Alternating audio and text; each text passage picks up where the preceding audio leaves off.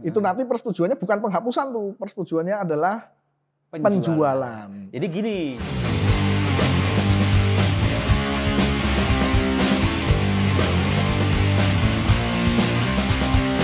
Ini kan repot kalau tidak ingin.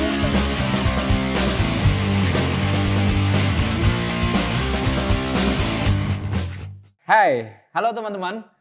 Jumpa lagi bersama Cahyo di Catatan Si Cahyo. Kali ini sudah bersama kami Kepala Seksi Pengelolaan Kekayaan Negara pada KPKNL Bogor, Bapak Welly Prasekti. Tentunya yang akan kita bicarakan pada hari ini adalah seputar pengelolaan kekayaan negara, dan utamanya karena begitu luas Pak Welly ya, kita akan persempit menjadi kita berbicara mengenai penghapusan dan penjualan. Pak Welly, sebelum kita masuk ke pokok bahasan, perkenalan dulu Pak. Baik. Sebelum di KPKNL Bogor di mana Pak? Sebelum di KPKNL Bogor, saya bertugas di Direktorat Perumusan Kebijakan Kekayaan Negara. Sebelumnya Direktorat Barang Milik Negara. Oh, berarti memang orang yang selama ini regulator ya Pak? Ya, selama ini bergerak di kebijakan Pak ya. Kebijakan. Dan khususnya terkait barang milik negara. Dan sekarang di Bogor sebagai Kasih Pengelolaan Kekayaan Negara. Pak Welly, sebelum kita masuk ke bahas lebih jauh tentang penghapusan dan penjualan BUMN, saya akan menyitir gitu apa yang diungkapkan oleh Bu Sri Mulyani. Negara maju, asetnya kerja keras, sementara mereka bekerja biasa-biasa. Sedangkan kita bekerja sangat keras, sementara asetnya tidur. Baik. Kita mulai dari situ Pak Welly. Tentang pengelolaan kekayaan negara ini pokok bahasan yang sangat luas. Ya. Kekayaan negara itu sendiri sangat luas gitu. Nanti mungkin kita bahas terkait ruang lingkup BUMN sesuai dengan Undang-Undang 17 tahun 2003, yaitu tentang keuangan negara, dan Undang-Undang nomor 1 tahun 2004 tentang perbendaharaan negara Pak, beserta peraturan di bawahnya nanti ada terkait dengan PP 27 tahun 2014 dan PP 28 tahun 2020 Pak, perubahan pertamanya ya. Ya, gitu. Tapi barang milik negara ini, kalau kami kalau teman-teman menganalogikannya, menyederhanakannya lah, biar enak membahasanya, itu semacam misalnya kendaraan mobil ya, kendaraan roda 4, plat merah, itu kan barang milik negara ya, dibeli atas dana APBN, gitu ya.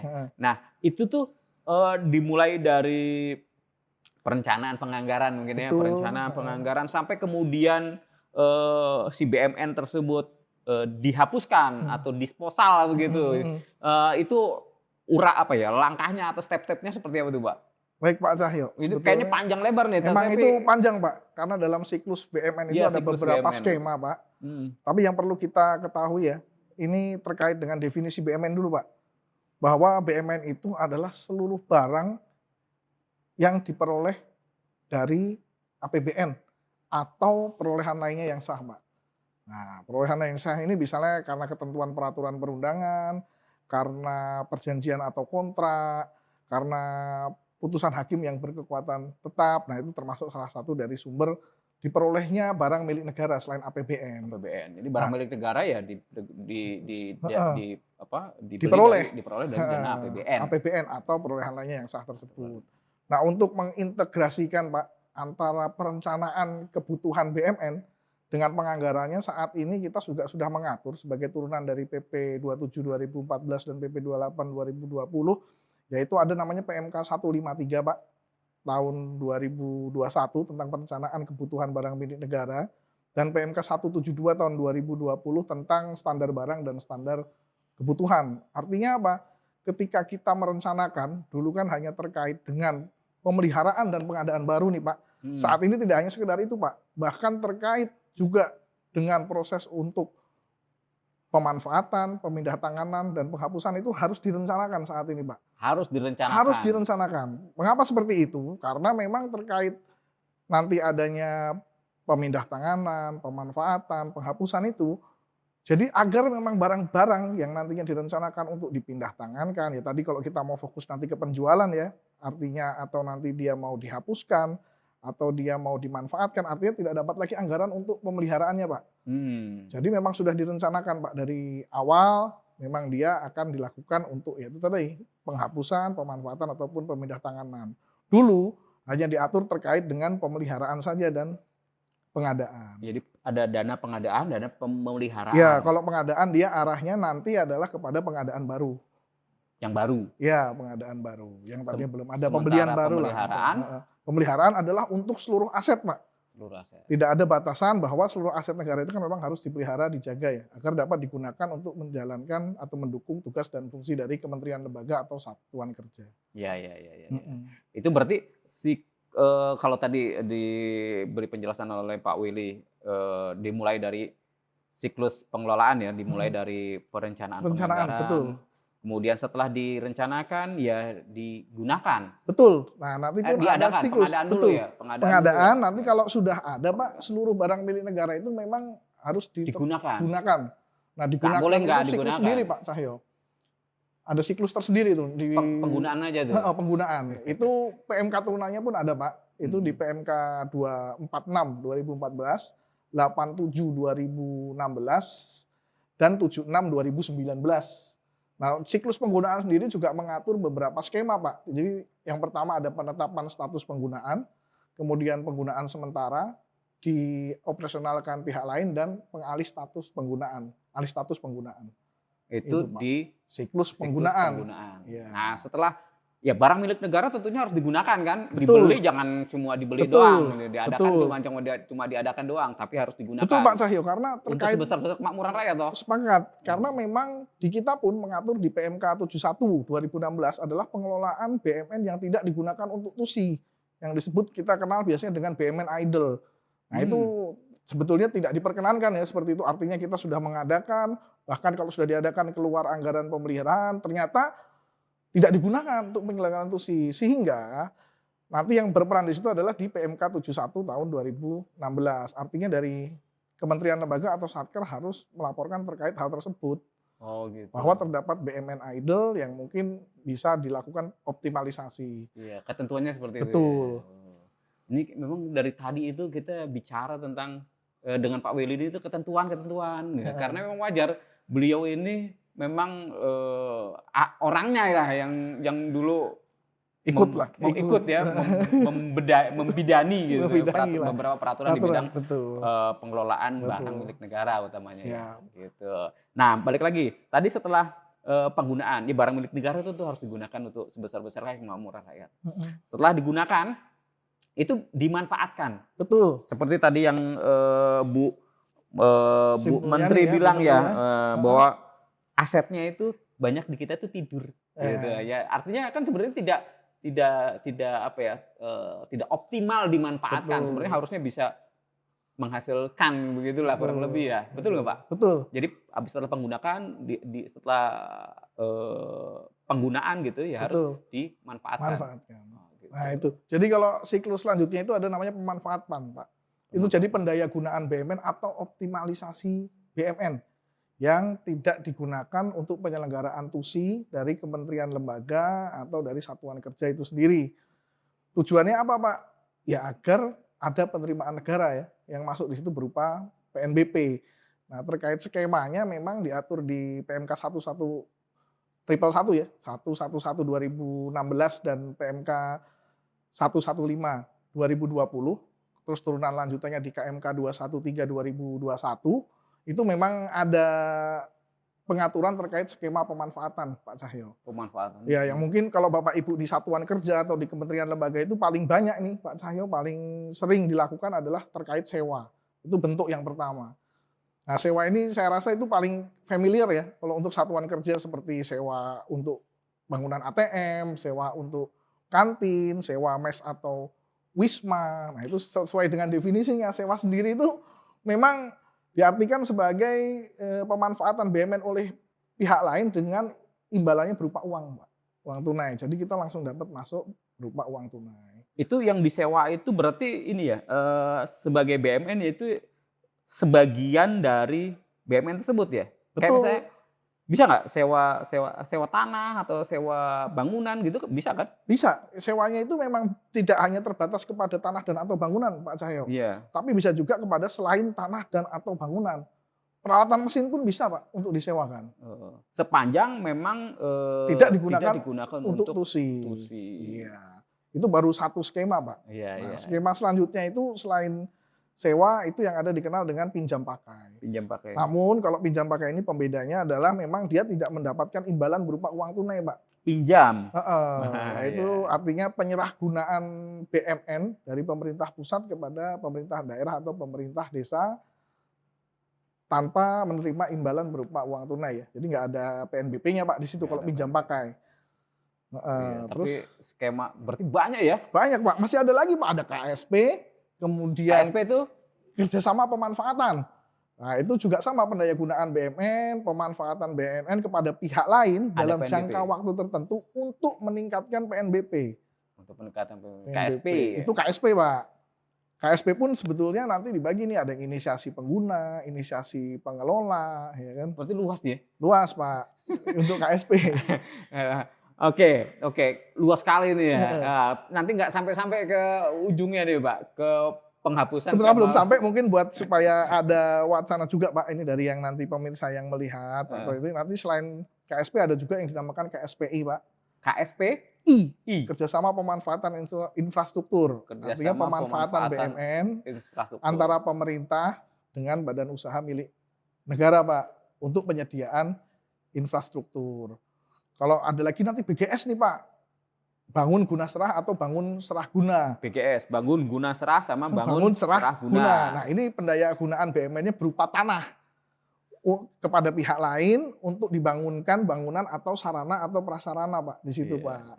Artinya semua skema tersebut sebenarnya ya sudah ada di aturan-aturannya Ada. tentang pengelolaan barang Betul, milik negara. itu Jadi tinggal merupakan optimalisasi, Pak. bentuk dari optimalisasi. Tinggal Namun pelaksanaannya nih satuan namun ada kerja satu ya. lagi, Pak, masih kurang Masih nih. kurang apa lagi? Kerjasama terbatas untuk penyediaan atau pembiayaan infrastruktur, singkatannya KETUPI, Pak. Kerjasama terbatas Untuk penyediaan atau pembiayaan infrastruktur. untuk Itu penyediaan yang pembiayaan. terbaru perubahan dari PP 27 2014 ke PP 28 2020. Itu skema terbarunya. Nah, itu untuk meningkatkan operasional BUMN, Pak. Untuk pembiayaan pembangunan infrastruktur lainnya. Pembiayaan Infrastruktur lainnya. lainnya. Misalnya apa tuh biasanya tuh? Misalnya gini, Pak, dia ada misalnya yang paling kita ambil contoh gampang bandara lah, Pak. Bandara itu kan dia sudah operate ya. Iya. Ya kan? Nah, kita sementara di tempat lain juga ada nih, kita mau bangun bandara lagi atau apalah, pelabuhan atau apa. Nah, tapi ini kita kerjasamakan dengan pihak ketiga, dengan sistem pembayarannya nanti bisa upfront payment, pembayaran di muka. Nah, nanti dari hasil pembiayaan ini digunakan untuk pembiayaan infrastruktur yang lain. Infrastruktur yang lain. Iya. Nah, setelah pemanfaatan nih Pak Willy. Ya, setelah pemanfaatan dia ada pemindah tanganan, Pak. Pemindah tanganan. Beda lagi dengan Beda. penjualan.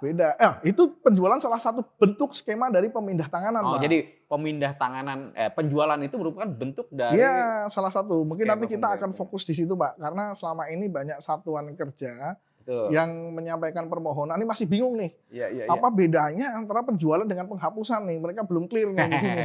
Nanti permohonannya penghapus ternyata jual. Jual. Permohonannya jual ternyata hapus. Nah. Namun sebelum kita bedah itu, Betul. Pak, ada skema-skemanya nih di pemindah tanganan ini. Pemindah tanganan. Yang pertama adalah penjualan, yaitu peralihan hak atau kepemilikan dengan menerima imbalan berupa uang tunai, Pak, itu langsung penjualan ya. Kalau hibah itu artinya peralihan hak dari pemerintah pusat kepada pemerintah daerah atau pemerintah desa tanpa memperoleh imbalan. Kalau tukar menukar itu peralihan hak juga, Pak, dari pemerintah kepada pihak lain atau BUMN atau BUMD ya, tapi dia harus berupa pengganti utamanya berupa barang, namun dia memang dengan nilai yang seimbang. Itu yang Kalau untuk dibilang tukar menukar. ruslah gitu ya. Ya, Kalau kalau dulu orang-orang pada umumnya awamnya itu mengenal dengan Ruslah. sebutan adalah ruislah. Ruislah dulu ya, zaman dulu ya, mungkin dari Belanda. Terus terakhir ada namanya penyertaan modal pemerintah pusat. Penyertaan Nah, modal. itu jadi dari semula yang merupakan kekayaan negara tidak dipisahkan menjadi kekayaan negara yang dipisahkan, Pak Cahyo, berupa saham atau modal negara pada BUMN atau BUMD atau badan hukum negara yang dimiliki oleh negara, badan hukum negara lainnya yang dimiliki oleh negara. Nah Jad- itu kalau jadi untuk apa PMPP itu, namun PP. memang PMPP sih tidak terlalu banyak ya kalau untuk di daerah begini ya.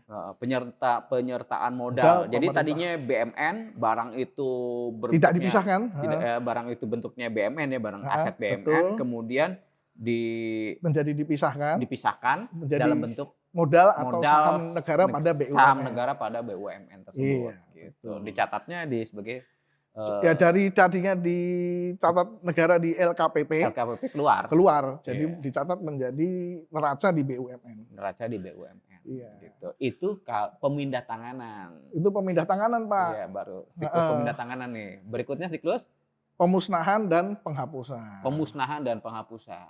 Iya. Jadi BUMN itu juga bisa dimusnahkan. Bisa. Memang kalau yang BUMN yang dimusnahkan itu Pak Cahyo, memang yang secara ketentuan peraturan perundangan memang harus dimusnahkan. Harus dimusnahkan. Jadi Iya, secara ketentuan dimusnahkan gitu. secara fisik. Dimusnahkan secara fisik. Nah, untuk yang dimusnahkan secara fisik ini paling gampang, misalnya kita paling banyak temui misalnya di TNI, Pak ya. Misalnya kayak peluru-peluru. Nggak mungkin kan dijual lagi tuh ya? Nggak mungkin. Atau dari Kementerian Kesehatan tuh berupa obat-obatan. Oke. Atau apa, kalau kita jual nanti disalahgunakan. Teler orang Pak Iya, Cahyo. iya, betul. Mungkin seperti itulah. Seperti itu. Atau Contohnya. barang-barang yang mungkin saja kalau dijual itu bisa merusak pasar begitu kan. Betul, iya. Nah, Gitu. nanti proses pemusnahannya itu adalah dengan ditimbun, dihancurkan, dirobohkan, ditenggelamkan, dibakar, seperti itu, Pak. Semua itu ada mekanismenya. Ada mekanismenya. Sudah diatur. diatur di PMK 83 tahun 2014. Tentang pemusnahan. Tentang pemusnahan dan penghapusan barang milik negara. Penghapusan barang negara. Nah, sekarang nih penghapusannya nih. Sering kali nih teman-teman satuan kerja itu kan sering-sering keliru gitu mengenai Penghapusan ya. izin penghapusan atau izin penjualan gitu, sering-sering keliru. Ini tuh mana dulu gitu. Atau pengertiannya seperti apa sih Ya, penghapusan gitu? sebetulnya kalau kita bicara penghapusan Pak Cahyo, kita itu berarti harus yang diingat adalah bahwa kita akan menghapus NUP. Kita akan menghapus barang dari pencatatan kita. Itu dulu Pak Cahyo yang harus Itu dulu. dipegang. Ketika kita memang akan menghapus atau itu tidak lagi disajikan dalam neraca, Tidak disajikan dalam neraca atau tidak ingin disajikan dalam neraca misalnya. kalau tidak ingin ini kan repot Pak Cahyo. Kalau tidak ingin ini repot sekali. Tidak ingin itu berarti kan tidak sesuai ketentuan. Berarti ada apa nih kenapa menghapuskan ya? Gitu. Jadi memang sesuai ketentuan bahwa dia memang harus dihapuskan. Artinya tidak dicatat lagi. Tidak dicatat lagi. Iya, nah itu penghapusan pun memang kita bisa melihat bisa dikenakan kepada juga BUMN berupa tanah dan bangunan ataupun selain tanah dan atau bangunan Pak Cahyo. Bisa semua itu dihapuskan. Oh bisa? Bisa.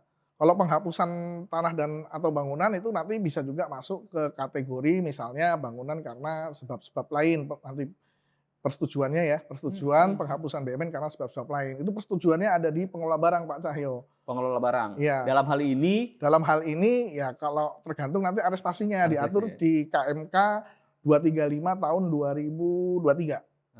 Diatur. Pengelola barangnya itu berarti Kementerian Keuangan. Kementerian Keuangan. Atau dibawa ke bawah ya. Ada arestasi berserta tuntutan di bawahnya yang dilimpahkan dari Menteri Keuangan ke Dirjen, Direktur PKNSI, Kanwil dan KPKNL. Nah itu ada. Nah kalau untuk penghapusan sendiri Pak Cahyo itu ada juga terkait dengan penghapusan sebab-sebab lain itu memang harus dilakukan oleh pengelola barang. Penghapusan sebab-sebab lain itu diantaranya misalnya karena anggaran penggantinya sudah tersedia atau dia berupa ATR milik pihak lain tapi tidak dapat dipindah tangankan atau untuk bangunan yang berdiri di atas objek yang menjadi objek KSP, BGSPSG atau KSPI ya setelah diperhitungkan nantinya dengan biaya investasi, kemudian karena force majeure, karena rusak berat, karena mati untuk hewan, ikan, dan tanaman. Seperti itulah Pak Cahyo. Dan itu nanti juga ada penghapusan juga terkait dengan ATB nih. Aset tak berwujud. Aset tak berwujud. Aset tak berwujud itu bisa dihapuskan. Jadi Bapak Ibu di satuan kerja jangan takut nih untuk menghapuskan ATB. Kadang-kadang Satker walaupun di daerah gitu ya, punya tuh ATB-nya. Ya, contohnya software. Nah, itu banyak temuan BPK RI itu terkait software. Bahkan di dalam satu kementerian lembaga bisa ada ratusan bahkan ribuan software. Nah, itu Bapak Ibu di satuan kerja sebaiknya memang kalau sudah memenuhi syarat untuk dihapuskan sebagai ATB, itu bisa dihapuskan Pak Cahyo. Nah, itu kalau dihapuskan itu dia ada 3 syarat. misalnya tidak sesuai dengan perkembangan teknologi, tidak sesuai dengan kebutuhan organisasi, atau manfaat atau kegunaannya sudah berakhir. Iya, kalau software Nah, kan kalau udah out of date tuh kan nah itu harus dihapuskan, jangan udah dicatat terus. jangan dicatat terus gitu. Atau sudah tidak digunakan nih oleh organisasi, ya kan? Iya. Atau tidak sesuai lagi nih dengan perkembangan teknologi. Misalnya sudah ada aplikasi penggantinya yang lama tidak dihapus. Nah ini repot nih, jadi numpuk nih. Iya. Dan itu sampai dengan hari ini memang menjadi fokus pemeriksaan BPK. Jadi BPK RI juga melihat kok banyak sekali nih ternyata ada berapa. Kalau se-Indonesia Raya mungkin bisa dijumlahkan bisa ribuan jutaan Pak software nih kok seluruh kementerian lembaga. Nah ini menjadi concern tersendiri dari tim BPK. Memang harusnya sebaiknya terkait ATB, bentuknya apalagi khususnya Aset untuk tak software berwujud. memang segera untuk diajukan proses penghapusannya jika memang memenuhi 3 syarat tadi. Iya. Sebenarnya pada intinya ya, pada Heeh, intinya heeh. gitu. Ini belum yang terakhir ya. Loh, Pada intinya heeh. ketika barang tersebut sudah tidak digunakan lagi Betul untuk TUSI. untuk TUSI, itu kalau nggak bisa dioptimalkan ya udah dihapuskan. Betul Pak Cahyo. Betul nggak? Jadi gini, penghapusan itu adalah merupakan tahapan terakhir dalam siklus pengelolaan BUMN. Ya, tahapan paling terakhir. Kenapa saya bilang itu tahapan paling terakhir? Karena kalau dia masih bisa dimanfaatkan atau dipindah tangankan, itu yang harus dilakukan terlebih dahulu. Betul. Jadi tidak bisa langsung dihapuskan. Gitu. Intinya kan itu sebenarnya. Kecuali tadi misalnya karena ada BUMN nih, berupa tanah, bangunan, keadaan force majeure, dia ada bencana alam, Bencana alam hilang, dan bumi kayak contohnya di Palu itu ada likuifasi kan, Itu. hilang erosi asetnya nggak misalnya. ada, atau erosi terbawa air, nah itu bisa langsung Hapus. dihapuskan. Karena Kan memang udah, itu nampaknya udah nggak ada nih. Tapi sebetulnya secara prinsip penghapusan adalah merupakan langkah terakhir dalam siklus pengelolaan BUMN. Dalam hal sudah tidak bisa dilakukan pemindah tanganan ataupun pemanfaatan. Atau dimusnahkan juga ya. Iya. Nah, yang sering Bapak Ibu pada satuan kerja maksud kami ya, itu sulit membedakan adalah begini. Ketika dia akan menghapus NUP itu tadi, berarti harusnya nanti usulannya adalah untuk persetujuan penghapusan. Tapi kalau dia memang nanti berupa misalnya material, sisa bongkaran, Betul. terus kemudian ada lagi terkait kendaraan ya, itu nanti persetujuannya bukan penghapusan tuh, persetujuannya adalah penjualan. Jadi gini, jadi mungkin saya perjelas gitu ya Pak Willy ya. Kadang-kadang kan gini ya, kita ingin membangun atau sudah ada anggaran untuk membangun renovasi. Pipa pengganti untuk renovasi. Ayo, itu apa ayo Mas Cahyo? Persetujuannya permohonannya apa itu? Kalau sudah ada anggaran pipa pengganti, penjualan kah atau penghapusan? Nah itu. Ya itu, Nah, apa? kan teman-teman juga bingung kan? Bingung. Nah, itu saya juga bingung nih. Harusnya persetujuannya adalah penghapusan. Kenapa? Karena anggaran di pipa penggantinya sudah ada Pak Cahyo. Oh, nah kalau dananya itu merupakan dana renovasi gitu misalnya. Kalau renovasi itu kan berarti sebagian. Sebagian. Kalau sebagian nanti kan ketika dia melakukan renovasi otomatis ada sisa tuh material bongkaran. Berarti yang akan bangunan intinya kan masih ada Pak Cahyo. NUP-nya masih tercatat nih. NUP-nya masih tercatat sama. Nggak mungkin kita hapusin. Betul. Karena bangunannya masih dipakai. Betul, sepakat gitu. Pak Cahyo. Jadi nanti yang dijual adalah sisa material bongkaran. Otomatis nanti persetujuannya adalah persetujuan penjualan. Tapi ada tapinya Pak Cahyo. Ada tapinya. Masih ada tapinya. Jadi pengelola barang itu melimpahkan sebagian kewenangannya kepada pengguna barang. Oh gitu. Diatur dalam PMK 4 tahun 2015. Oh. Apa pengaturannya? Bahwa untuk selain tanah dan atau bangunan yang tidak memiliki dokumen kepemilikan dan dia nilainya sampai dengan 100 juta, kemudian untuk material sisa bongkaran karena renovasi, itu persetujuan penjualannya ada di kewenangannya pengguna barang. Jadi sudah dilimpahkan, pengecualian. Jadi sebenarnya lebih ringkas, simple ya. Nggak perlu ke KPKNL dong. Nggak perlu. Gitu. Untuk cukup yang dua itu Pak Cahyo. Untuk dua itu. Pengguna dalam hal ini mungkin kalau belum ada anestesi ke pusat ya ke Setjennya ya. Setjen Kementerian Lembaga. Sebetulnya perlu diperhatikan juga bagi teman-teman di satuan kerja ini, ketika akan menerbitkan persetujuan itu penjualan ataupun penghapusan. Karena penghapusan juga ada Pak Cahyo yang dilimpahkan dari pengelola barang kepada pengguna barang. Sama diaturnya di dalam PMK 4 2015, yaitu terkait dengan barang-barang berupa persediaan, aset lainnya yaitu berupa hewan, ikan, dan tanaman, Kemudian selain tanah dan bangunan tidak memiliki dokumen kepemilikan dengan nilai sampai dengan 100 juta. Itu pun harus di pengguna Pengguna barang. Ya, jadi pengguna barang nanti teman-teman di satuan kerja bisa mengusulkan dalam hal terdapat pendelegasian kewenangan dari sekjen selaku pengguna barang kepada satker satuan kerja di bawahnya, maka bisa langsung diputuskan untuk persetujuannya adalah di satker bawahnya. Namun apabila tidak, maka kalau di BUMN itu kan selalu levelnya adalah naik dari paling bawah ke atas ya. Untuk dari satuan kerja, mungkin dari KPB nanti bisa ke Kanwil. eselon satunya, kalau ada kanwil ya ke kanwil dulu, eselon 1, baru nanti dari eselon satunya ke pengguna barang, dalam hal ini Pak Menteri. Sekjen. Oh, Pak Sekjen. Pak Sekjen. Ya, karena dari pelaksananya adalah Pak Sekjen kalau untuk di pelaksananya kementerian Pak lembaga. Sekjen. Ya. Atas nama menteri nanti. Atas nama menteri Iya. gitu. Nah, itu berarti kan kalau yang paling sering itu kan misalnya bongkaran ya. Betul. Berarti bongkaran itu sebenarnya persetujuan penjualannya sudah bisa dilakukan oleh Pengguna barang. pengguna barang. Namun kalau dia menghapus NUP Pak, misalnya Menghapus karena NUP. anggaran penggantinya, contoh kita ambil, anggaran penggantinya sudah tersedia dalam dokumen penganggaran. Nah itu nanti kan dibuktikan dengan adanya dokumen penganggaran yang menunjukkan bahwa anggaran penggantinya sudah ada. Otomatis akan dibangun baru. Nah, NUP lama dihapus Pak. Nah itu nanti persetujuannya adalah penghapusan. Dan kalau kategorinya adalah Berarti ini karena penghapusan bangunan. penghapusan bangunan, bukan Karena- penjualan ya. Bukan penjualan. Kalau penjualan nggak boleh karena harus izin DPR atau Iya, DPRD. iya. Nah, kalau kita bicara penghapusan, boleh Pak. Nanti karena anggaran persediaannya sudah anggaran penggantinya sudah tersedia, maka persetujuannya tadi dikategorikan sebagai penghapusan karena sebab-sebab Sebab lain. lain. Sehingga persetujuannya ada di pengelola barang, Pak. Hmm. Gitu. Namun dalam hal nanti sudah terbit persetujuan, dalam hal terdapat bongkaran, maka dalam diktum persetujuan nanti kami akan sebutkan. Dalam hal terdapat bongkaran dari material bangunan, maka akan dilakukan penjualannya, Pak. Dalam diktum persetujuan kami nanti ada seperti itu. Oh gitu. Jadi persetujuannya penghapusan, tetapi ada diktum itu. Ada diktum itu. Penjualan. Karena dia akan menghapus NUP, Pak. Dan sebetulnya ada satu hal lagi catatan penting, Pak. Satuan kerja itu sebenarnya tidak perlu khawatir, Pak, dengan adanya persetujuan penghapusan. Karena selama ini banyak satuan kerja dia yang melihat bahwa dia terbit persetujuan penghapusan dari kami karena anggaran penggantinya sudah ada.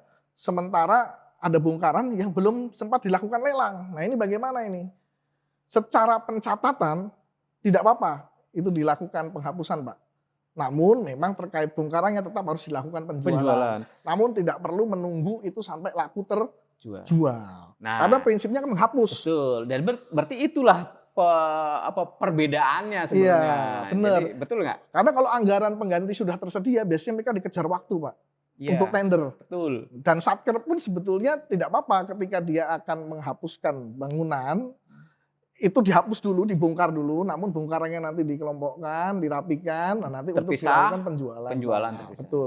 Karena biasanya kan kasihan, Pak, kalau penganggaran itu kan terkait dengan termin ya, atau waktu dikejar, nah itu pengadaan. Betul. Seperti itu.